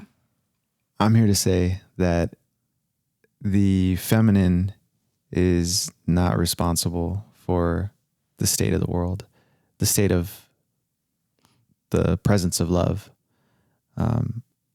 I really believe that it's the masculine who choose to step up and lead with love. They're the ones that are going to heal, because the feminine will follow the masculine when she feels safe and protected and provided for. So like, did I not acknowledge? And what you say just said? like feminine and masculine as in like just like not a guy, or what if it was like two girls kind of? Yeah, it can be that. Just has to be a masculine energy. Yeah, like yeah. When we started our relationship, Just in case anybody's listening, like Yeah. this jerk. I understand. Yeah, we mentioned that in like every podcast. It's just the energy, not the gender. The energy. Yeah. Yeah, for sure. We started our relationship where I was more in my feminine, she was more in her masculine. Oh, Slightly. We're pretty balanced, but it was kind so of. So you were the one yelling at him, huh? No. She was the one bringing the love. I was the one bringing the life. I believe that the masculine's job essentially is to bring love in the same way I did with her when she was, closed off to me. As I brought the love, I made her feel loved. And the feminine energy's responsibility is to bring life, similarly to like, bringing life like a baby. Yeah. But the feminine will only bring the life if the masculine's bringing the love. Yeah. So there's a lot of upset feminine energies out there. Shit, I'm gonna have to rewatch this podcast and take notes myself. There's a lot of upset feminine energy, and I think the feminine is perfect exactly the way it is. The feminine will like get upset to try to wake you up, like, hey, pay attention. Are you paying attention? Are you listening? To give the masculine an opportunity to bring love. Right. And then the feminine will also resist and test to see if the love that you're bringing is true, or if you're going to stop loving the second that she throws a tantrum. Mm-hmm. Right. And then she'll keep testing it until she's like, okay, this has integrity. I can trust this. I feel safe. And then she'll start bringing the life. Do you think that this has gone away due to like how easy it is to date people, like because of dating apps, Tinder and stuff like that? So like when they like, and the masculine energy is getting tested, they're just like, you know what? Out of here. Yeah. Totally. On to the next. I think it's entirely multifaceted. I don't think that that's the reason why, but I think it's adding to the problem. Right. Yeah. Honestly, I think it's everywhere. I think it rooted in essentially war. Because if you go back a couple generations, our great grandfathers or whatever, they either came back from war having done things that in their heart they knew they didn't want to be doing, but they were convinced otherwise, or that this is a good thing to do, is to kill these other young men, or they didn't come back home because they died in war. Yeah. And so what I think happened is now you have these really internally injured men who aren't teaching their sons or nephews or whatever how to lead with love. Right. Or they're just not there because they died, so they can't teach them that. And so like I do think that a lot of there's just a lot of pain from war that has been spread out, trickled through generations. And I'm just grateful that I'm like at this place now to kind of just like recognize that this is the pattern that's been going on, and I could stop it for myself. Yeah. And like begin to bring love to my relationship so I could bring love to the world. Instead of being a scared man who, in my previous relationships, like you've been there for a lot of them. Yeah. I was not bringing love to those relationships. Like I was waiting for my ex-girlfriends to bring me the love, but they were waiting for that because they're in their feminine. That's what they want. And I think it's being the example of that love, so that way other people can learn what that is. Yeah. And they could be examples to other people. And then it's soon enough, it's going to spread. And I think even in like the dating apps, I think there could be the same energy existing in the dating apps where there's that same level of love and respect. Yeah. Yeah. And I think also when a father is being loving to, his wife, and the daughter sees that, now she knows an example of what to look for in the world. It's just clear. It's just like you have that example. So it's like, this is where the bar's at, and I'm not going to go anything lower than that because I already have the example. But today there's not a lot of examples. So these women are like, that's true. There's not a lot of options of men who are bringing love like as their role, as their responsibility. Yeah. Like, so they think just, about like my half siblings, that the one that didn't have parents or didn't have a dad. mm-hmm. Didn't even have an example. So you end up picking bottom of the barrel, or the best of what your options are. Yeah, the pain and fear is in everything right now, or just it shows up in so many different ways, like with the dating apps, but just the energy, the pain and fearful energy, just you can feel it everywhere the more you're aware of it and you understand it. Yeah. Just like even walking down the street and just smiling at people, and like people are just like afraid to even smile. Oh yeah. Yeah. Yeah. And I noticed something too. I bought something off OfferUp down in like Manhattan Beach area or south of that. Yeah.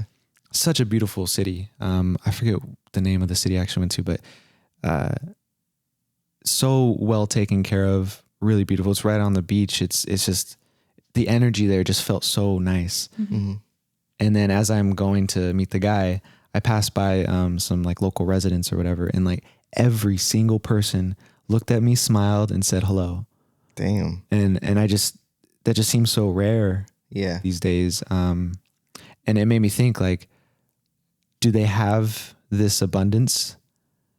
Or are they happy because they have this abundance, or do they have this abundance because they're happy and loving? Yeah.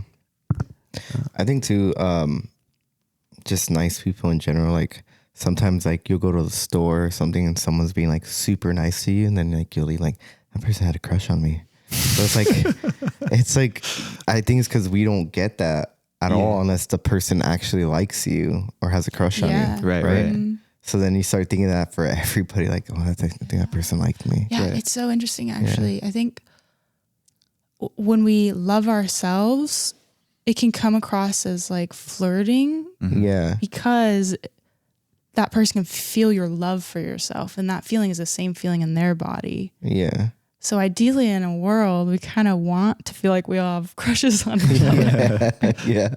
Yeah. Definitely. I've always gotten that. And I've had like ex-girlfriends too who would get jealous. Like, why are you flirting with her? I'm like, no. Just be nice. Yeah, just be nice. Just feeling good. Yeah. Yeah. And like and then that too, like your ex-girlfriend, like they make you feel wrong about it, you know? And then you stop doing it. You stop doing it. Yeah, women are afraid because there's so little of like a healthy, loving, like feel like there's not enough. Like there's a limited amount of love, so we can't share it. And women that creates this idea that women have to compete with each other. So we get jealous easier, and like we're like competing for love, whereas the more love there is in the world, there's plenty enough for all of us. There's no need to compete, and there's no need to be jealous, and he can feel loving for somebody else. And I think it really, truly, a lot of people think that if they change the outside or if they get more things, then they can feel loved. But really, I this is why I genuinely believe that it's the masculine's responsibility to bring the love. Yeah. Not only is it his responsibility, but it's like his highest excitement, his greatest joy is to, like, I feel so good when I can make her feel loved, especially in a time where she's not feeling loved. And it's like I just feel proud of myself. Like I'm taking care of her. And I really think that that's what most men want to do. Yeah. It's just they're afraid of it because there's no example of what it looks like. Most men that are leading, that are in a position of leadership, aren't really taking care of their people. Like we talked about this with Zoe yesterday, but like the top 1% that has however much percent of the wealth, like this very tiny portion of people that have all this wealth, like it gives an energy of like, I care about myself more than I do about other people. In a capitalistic, I'm not saying I have the answers there with like what to do with the structure of the United States, but it starts with each and every man learning how to just love everyone and everything all the time. Like it's all related. Like loving myself, taking care of myself, putting food in my body that is the same energy of love. Yeah. You know, like exercising, saying hello to people, like everyone, just smiling. Yeah. And I think sometimes like when you talk about like love, like the way you're talking about it, well, not the way you're talking about, but like how others talk about it, like a hippie or something, like the world is just gotta love. And then like back then I would just think like, you're fucking crazy, dude. Yeah. Mm-hmm. But it's like, it's because it's like never explained. Yeah. How to love. Mm-hmm. What do you mean? Just love. Mm-hmm. So like now that you're talking about it, it's like, oh yeah, no, wait, that makes sense. Can I ask you what makes sense to you? What do you mean by like love? Yeah. What is clicking for you? Just like being that energy, like that masculine energy and loving, that like makes sense to me. Like a woman is going to give life if she feels comfortable with you. And it's kind of like back in like the caveman days, like it goes back then. Like this is where I'm getting this from. It's just imagining what our ancestors, what it must have been like for them. The guy would go out there, hunt, bring food back. And if the girl felt safe that she can have a family with, then she'd be with him. Yeah. Simple as that. Yeah. And like back then it was like the bravest, strongest guys that would do it, and that was like the only way to live. So like a lot of men were like that. Yeah. Had to be like that. That's why I think it's ingrained. It's in our DNA, our makeup, our hardware is as a man to care about your people, to take care of them, make sure they're okay. Have they eaten is there anything bothering them? I wonder if back then, like, let's get a little bit crazy. I wonder if back then there was like a girl with like masculine energy and she went out and got food and then a girl was like, hey, what's up, baby? Yeah, I don't know. I wonder. It could have been. Yeah. We don't know. You know, like, Yeah. it's like back then. She's like, I'm not like those other women. Yeah. I'm like this guy over here. Yeah, they never show that back in the day. But yeah, I mean, like the masculine energy was definitely out there hunting, and you know, feminine's out there getting the berries.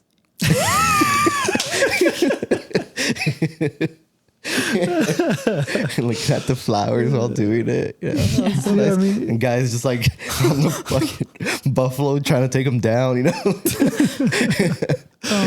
Probably not that, but throwing something at them. But yeah. You're so good at lightening the mood and bringing the love. When I say bring the love too, I think for a man or for the masculine energy, love is a choice. And for the feminine energy, love is a feeling. Yeah. Does that make sense? Yeah. Like a man commits to his word to love, to take care of his partner that he's chosen. Oh, I want to say this. I think the most important trait for a woman to look for in her man is, does he keep his word? Yeah. That's the most important trait. Yeah. Because if you think about it, really the vows, wedding vows, that's really for the man. Because the woman, her truth is how she's feeling right now in this moment. But for a man, his truth is his word. Right. And so if a man is consistently being his word, when he goes to propose to you and commit himself to you, you already know it's a done deal. He's going to do everything in his power to take care of you because he's his word. That's his identity. Is I am who I say I'm. And I've been trying to practice that, like how I do anything is how I do everything. And like today, just being on time really meant everything to me. And I was late, and don't look at me like that. I know. Yeah. I'm saying that, but yeah, I lost my phone. I felt so bad that I didn't want to leave without it. And maybe if I, with those new Apple Watches, you can just leave without them nowadays, right? And just your phone's on your wrist. So like, I would have done that, but yeah, I don't have any of that. But yeah, that's one of the things that I wanted to get better at, is be on time for everything. I say I'm committing to that. I'm going to be there at that time. So I feel like we don't really have excuses nowadays to get there late. We know the traffic. We can look on our phone. Anytime someone says, "Oh, sorry, there's traffic," it's like, there's always traffic. There's always traffic, and it tells you exactly, and it changes constantly. The traffic's changing constantly. Yeah. It's as long as you're looking at it, you know what time you're going to get there. Yeah. I would just aim for like 10, 15 minutes early. Right. What was I going to do to be late anyway? Probably be on my phone or scrolling or something. If I get there early, I can just scroll my phone, Yeah. So like, that's definitely something like I've been trying to like keep my word at, Yeah. So. You know what I like is not just keep your word, but honor your word. Honor, yeah. Because part of honoring one's word, like if I'm going to be late to something, is to let the other person know as soon as I can. Yeah. To honor, like, hey, I said I would be there at this time. It's not going to happen. Just talk to. Is there any impact? If they're like, oh, that's okay, then it's, that's one thing. But like, getting it cleaned up as soon as you can. Yeah, for sure. And rather than just getting there like, well, right. Would you say that part of honoring your word is also not like being hard on yourself when you're learning to honor your word, like forgiving yourself when you mess up, kind of thing? Yeah, I mean, honestly, or no, the being hard on yourself is essentially a feminine energy. So it's like, if you want to be hard on yourself, you're just practicing your feminine. It's not to say that men don't have emotions. The masculine doesn't have you will feel your feminine. Yeah. I feel my feminine all the time, but it's like, I feel it and I'm still my word. Yeah. Makes sense. Yeah, I'd love to hear more practices or more areas of your life in which you'd like to practice your masculine, if you have any. Yeah, no, there's more. Did you sense that what? he had more to share? Is that what you asked? Maybe, I don't know. She's so intuitive. It's like, Yeah. I love you so much. Yeah, I think this one too, Bliss can relate to this. Playing video games. I won't play unless I do like what's important to me about like making myself feel good. Because sometimes to make myself feel good, I have to get up, stretch, work out, do that. And if I don't do that, if I go straight into like video games or something like that, man, after I'm done playing, that dopamine's gone from the video games. I just feel like crap. Like, what did I do? What am I doing with my life? I just feel like crap. And I know you were feeling this way too. And so like, I make these like commitments where I cannot play until I take care of me first. Mm-hmm. And then it feels like a reward playing the video game, at night or whatever time I get to play. Or, yeah, so that's how I like to keep that in check. It's just, I think that's a high addiction for a lot of men and women, because it's just here. It's just in your home, the video games. You know what I mean? Same with like social media in a way. Yeah, social media too. The internet Yeah, in it's general. the same thing. Yeah. You just scroll, and But I like to give myself breaks with social media too, though. Like I deactivate my account and I catch myself just constantly going to the area where the Instagram was and hit nothing. And I'm like, I'm not even thinking about it. I'm just doing it. Yeah. I'm like, what the hell? Yeah. I'm hitting nothing. And I'm like, now, like I'm so addicted to this. So addicted to this. Can I offer you something for that? That's been working really well for me. It's basically this app called 1 Sec. And every time, if I open up Instagram or TikTok, or you can set it up for whatever apps you want. Instead of opening that app that you chose, it'll automatically open this other app, and basically like it says to take a deep breath, and then once you breathe and you just kind of presence yourself, then it says, do you still want to go on Instagram? And there's like a bunch of little tools that you can use to set it. Like what's your intention? You can write an intention there, and it'll have a little picture-in-picture video on the top right that has a little loop of what your intention was. So what would you put your intention as? Like, it depends. Like if I'm bored, I'll just nosy. Or like if you get a message from someone, and you just want to check out what that message was, but then for me, like I'll check the message, and then all of a sudden I'm like swiping. I'm like, what am I doing? Like, it just happens. Yeah. But if you see that little thing in the top, you're like, oh yeah, and then you get out. Wait, it stays right there? Yeah. Oh, okay. It's really cool. It's the guy who designed it really considered the perspective of what it's like to be addicted to your phone. And he did a really great job at it. It's called 1 Sec, and I totally recommend it. Yeah, it's definitely like a time burner, social media, and you're just on it for hours and hours and hours, and like sometimes even like if you're on it before work, you don't even realize like you're late. You just by scrolling for like 20 minutes, you don't even realize watching reels, Just one more. Yeah. Just one more. Because it's so fast, it's just boom. I don't know about it. Yeah. So what are some of the challenges that you've been experiencing with practicing your masculine energy? Practicing masculine energy? Challenges? Is that what you said? Yeah. I was just like, have you experienced any challenges, I guess, regarding like practicing what you're saying with honoring your word? Being like honoring to my word for sure. Getting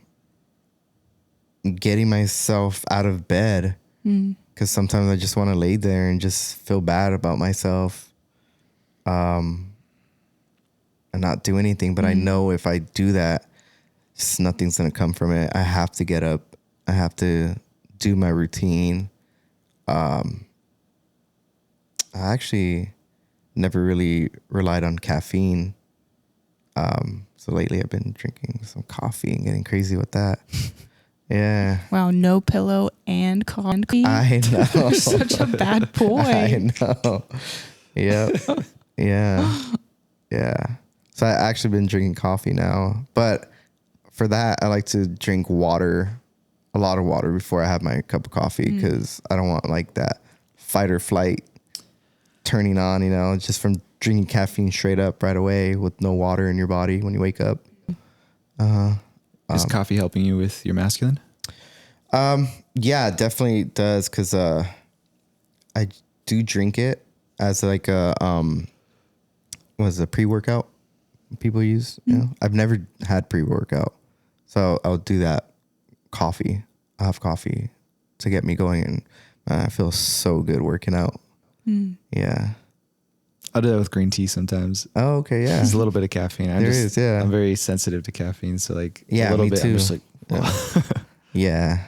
So that definitely helps, coffee for a workout. And I definitely feel like more fun working out with coffee. Just, yeah. The music's fun. And Yeah, that's actually cool. I was thinking about what are the challenges and what are some of the ways you've found that help. So like you basically just answered that. yeah. Caffeine has been helping you. Yeah, for sure. And I don't know, I just never felt like I needed it, especially like working nights when I used to work nights for driving a truck. And I never drank coffee. I would always chew sunflower seeds. Just my mouth is moving, so like it'll keep me awake. Yeah. And I would listen to like scary stories at night. Yeah. And so like I remember being so scared. Like I would come out of the truck and just like disconnect everything so fast to just run back in. Because I was so scared of the story. And I'm like in the middle of nowhere, you know? That's hilarious. And like my mind is just still scared. Yeah. That's so funny. Thank you for sharing that. It's just it's funny to think of like just a grown man. Yeah. But like it's all probably tatted up with a beard. Scared after go see a scary story. I just think of like George Lopez has a joke like that as a kid when you're like scared of like the cuckooing and stuff, and like they tell you to like turn off the light or something, and he goes and he like just runs and like flicks it. And yeah, I always get reminded of his jokes. But yeah, I would get scared, man, in the middle of nowhere. That's why I don't listen to scary, or I don't watch scary movies or anything, because I want to feed my mind with stuff that supports, you know, what I'm up to. Yeah. Just working all night being scared. Kept you up. It kept me up. Yeah, it did. Yeah, so just driving in general though, it changed me a lot though. I didn't realize how much I needed to like socialize with people until I started working that job.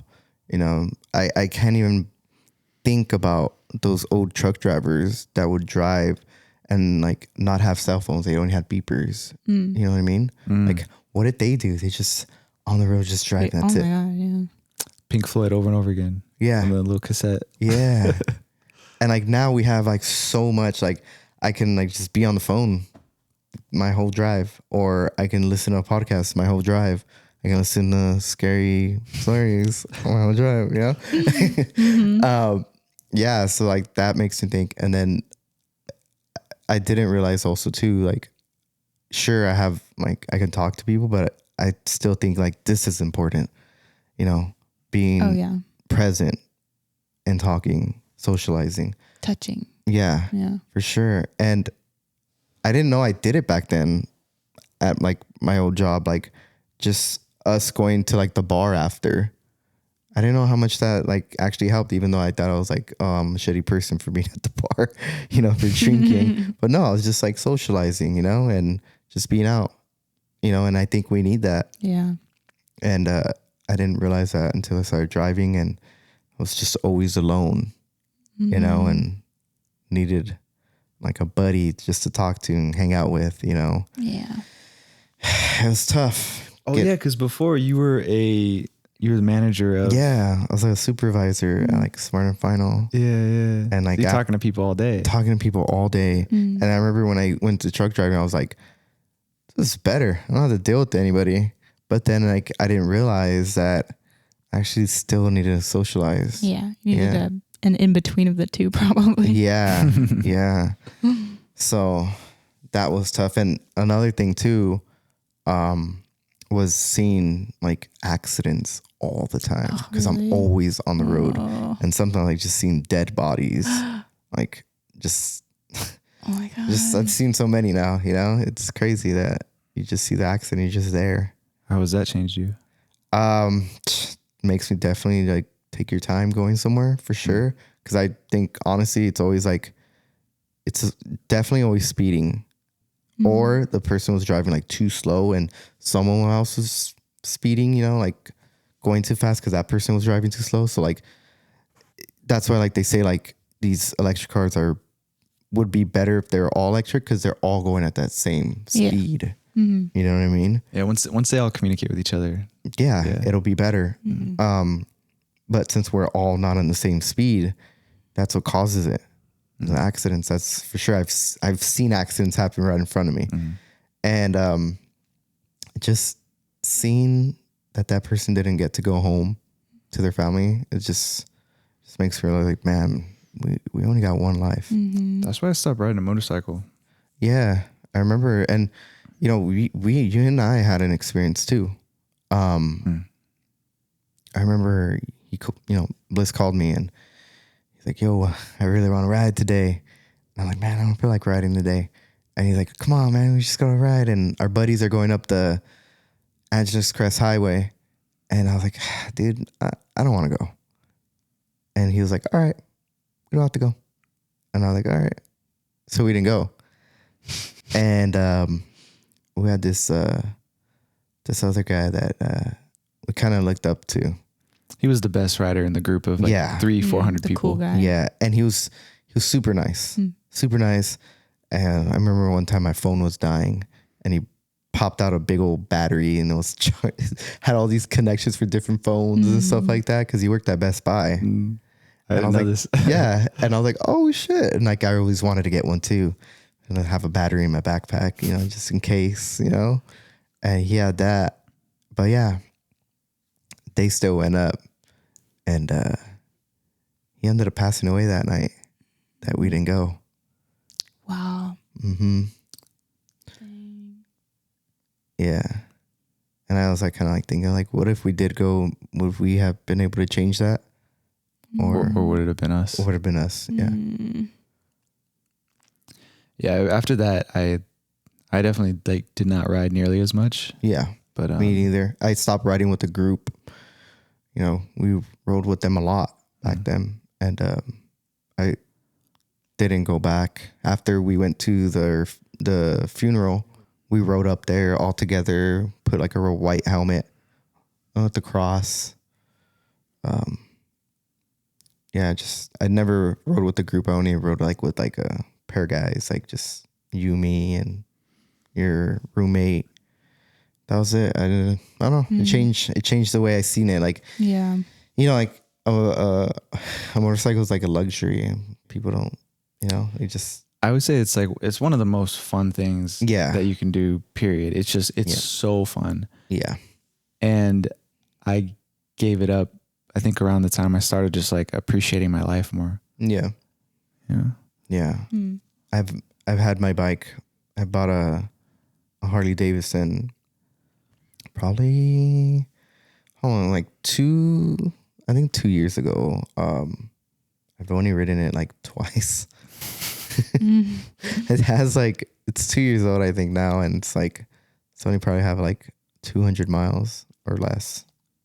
I'm not even exaggerating. Probably 150.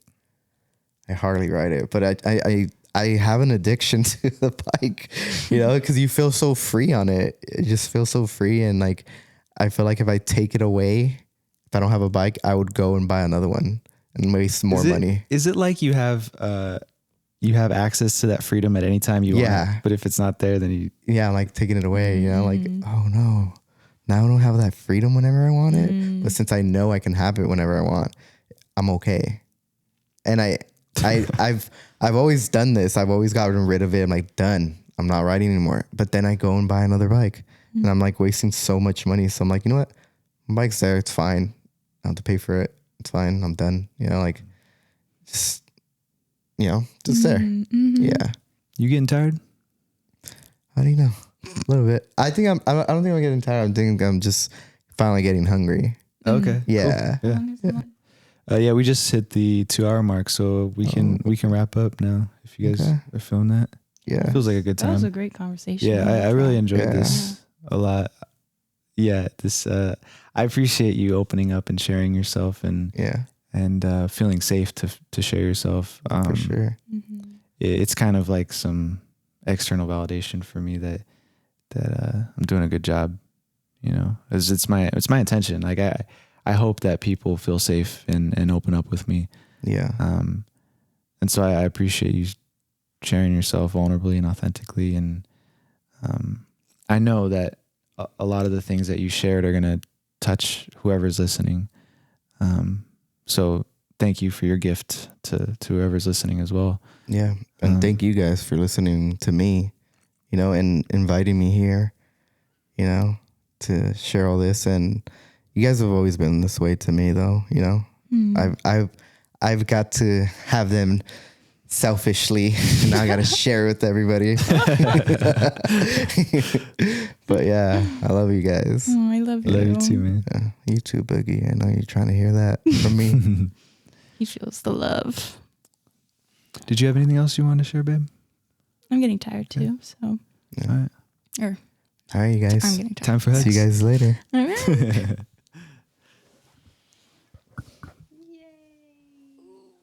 That was fun.